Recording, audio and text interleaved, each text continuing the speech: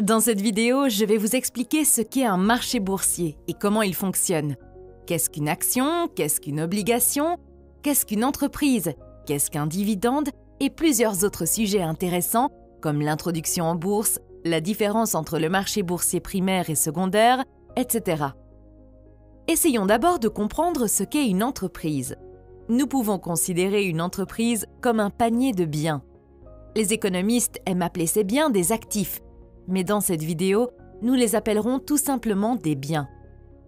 Certains biens sont tangibles, c'est-à-dire que nous pouvons les toucher, comme une voiture ou une pomme. Certains biens sont immatériels, comme un nom de marque fort, Nike, Ferrari, etc. Imaginez que vous ayez pour tâche de répartir les biens dans le panier. Comment allez-vous procéder? Quel type de règles de partage devez-vous utiliser?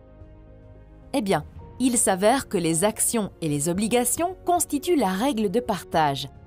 Laissez-moi vous l'expliquer à l'aide d'un exemple. Disons que vous êtes charpentier et que vous décidez de créer une entreprise.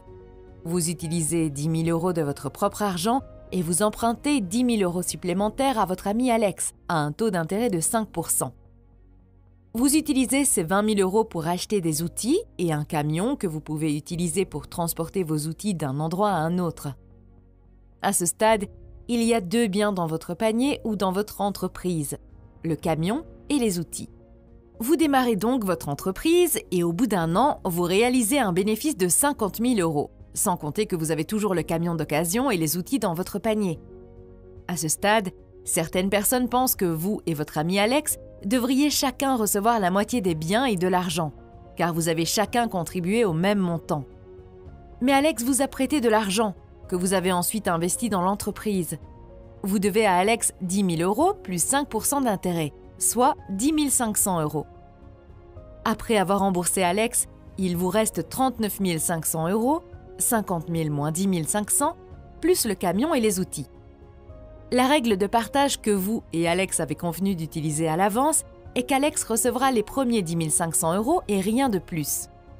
Vous ne recevez rien jusqu'à ce qu'Alex soit entièrement payé, puis vous recevez tout ce qui reste.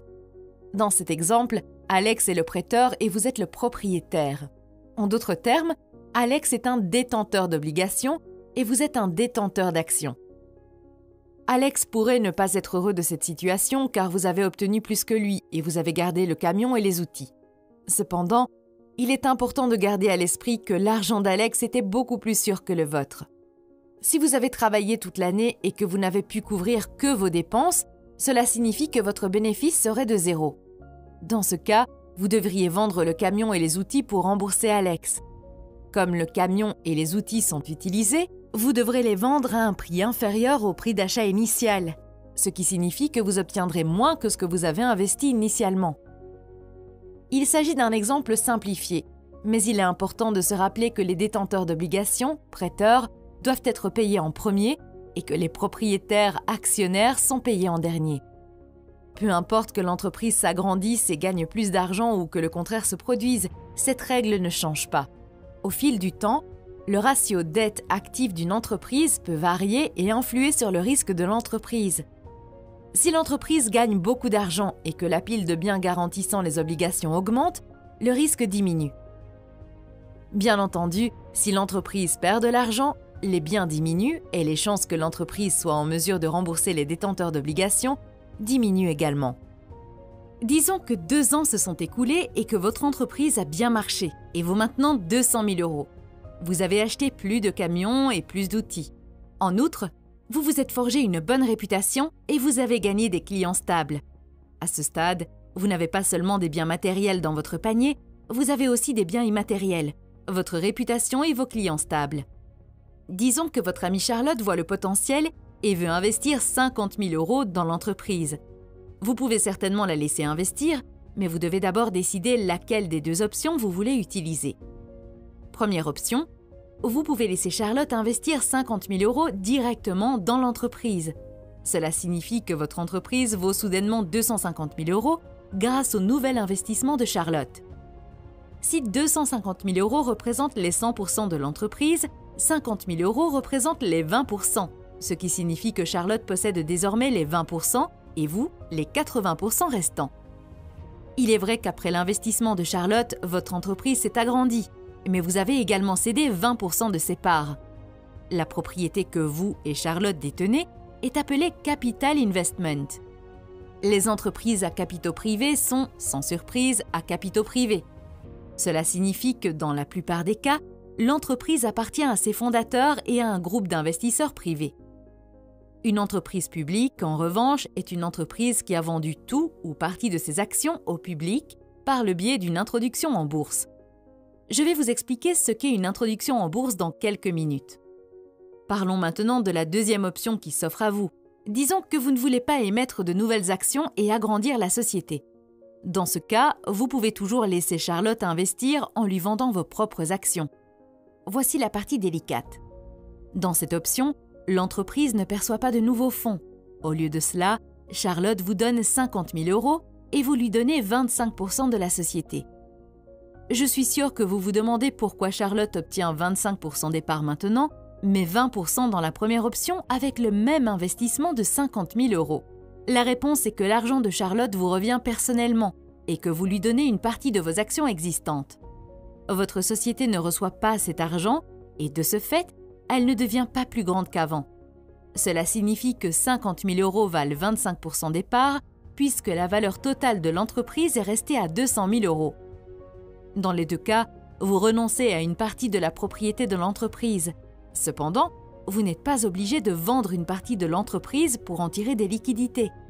Vous êtes propriétaire des actifs et vous pouvez choisir de vous faire un chèque. Si l'entreprise dispose de 1 000 € de liquidités de plus que ce dont elle a besoin, il est logique que vous utilisiez ces 1 000 € ailleurs. Ce paiement de 1 000 € à vous-même s'appelle un dividende. Le dividende est un paiement de l'entreprise à ses actionnaires. Si votre entreprise a, disons, 1 000 actions au total et que vous vous versez 1 000 € de dividende, nous dirons que l'entreprise a versé un dividende de 1 € par action.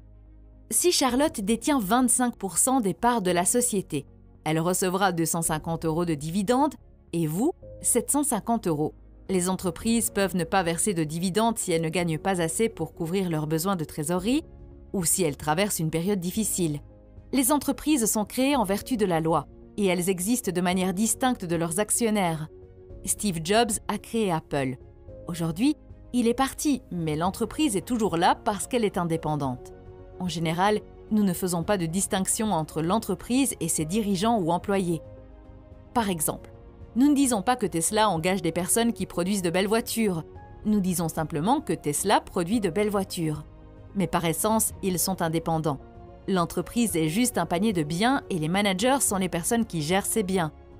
Si un manager de Tesla fait quelque chose d'illégal, nous disons que Tesla a fait quelque chose d'illégal. Mais blâmer Tesla, c'est comme blâmer un ordinateur. Quel est l'intérêt de blâmer le panier de biens? Allez-vous mettre les ordinateurs et les machines en prison? Les entreprises ont également une responsabilité limitée, ce qui signifie que si quelque chose ne va pas dans l'entreprise, seule l'entreprise est responsable, et non ses propriétaires. Si votre entreprise est poursuivie en justice, vous pouvez perdre tous vos actifs, mais la perte sera limitée uniquement à votre entreprise. Ils ne peuvent pas toucher vos biens personnels tels que votre voiture, votre maison, vos économies, etc. L'histoire des sociétés à responsabilité limitée remonte à des centaines d'années, à l'époque des navires marchands. Imaginez que vous êtes propriétaire d'un navire marchand et que vous envoyez votre navire pour le commerce, mais que quelque part au milieu de la mer, de grosses vagues coulent votre navire avec tous ses marins et ses biens.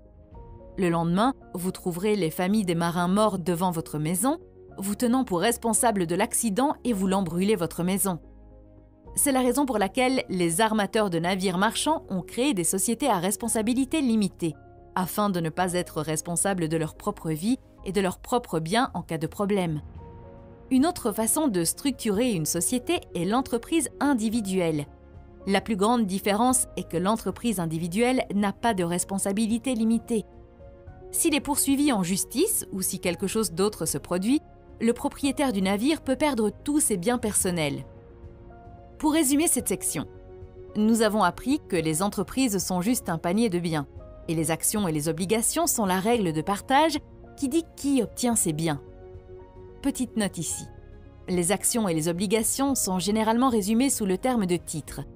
Lorsque vous entendez quelqu'un dire « j'investis dans des titres », Cela signifie généralement qu'il investit dans des actions et des obligations. Nous avons appris les options qui s'offrent à vous si vous souhaitez laisser quelqu'un investir dans votre entreprise afin d'obtenir des liquidités supplémentaires. Nous avons également appris ce qu'est un dividende et les différences entre une société à responsabilité limitée, SARL, et une entreprise individuelle, EI. Examinons maintenant le marché boursier. Les institutions qui permettent à des gens comme vous et moi d'acheter et de vendre des titres. Bien que la technologie soit de pointe, les principes de base sont similaires au marché que vous voyez tous les jours, comme le marché de la viande ou celui des voitures. Selon le dictionnaire, le marché est une réunion de personnes dans le but de faire du commerce. C'est tout ce que c'est.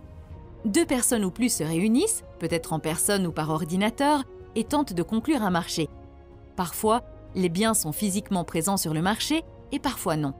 Chaque marché est un peu différent de l'autre, mais l'essentiel reste le même. Par exemple, vous ne pouvez pas améliorer une pomme et la vendre à un prix plus élevé, mais vous pouvez le faire sur le marché de l'immobilier.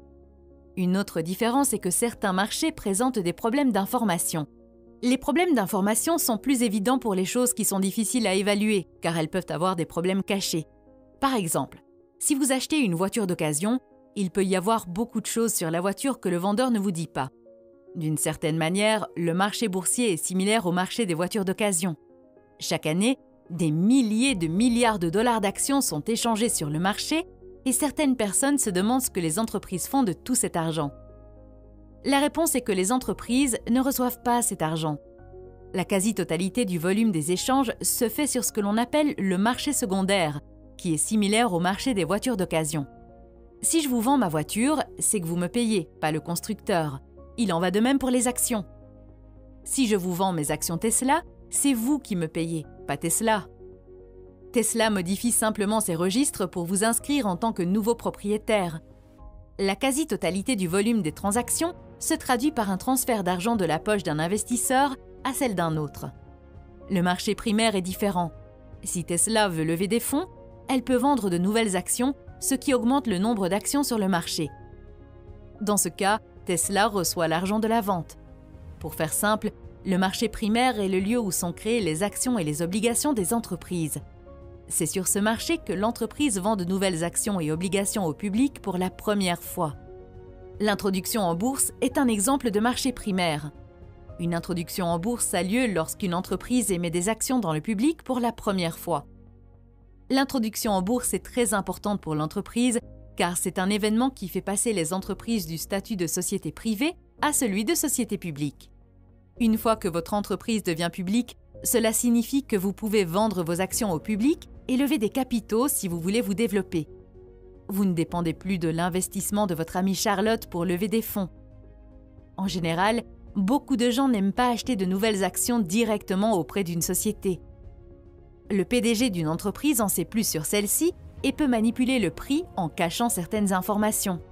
Bien entendu, ce type de comportement est illégal et s'appelle délit d'initié. C'est tout pour cette vidéo. Si vous voulez voir d'autres résumés d'ouvrages financiers, consultez la liste de lecture que vous voyez maintenant à l'écran. Merci d'avoir regardé la vidéo. À bientôt!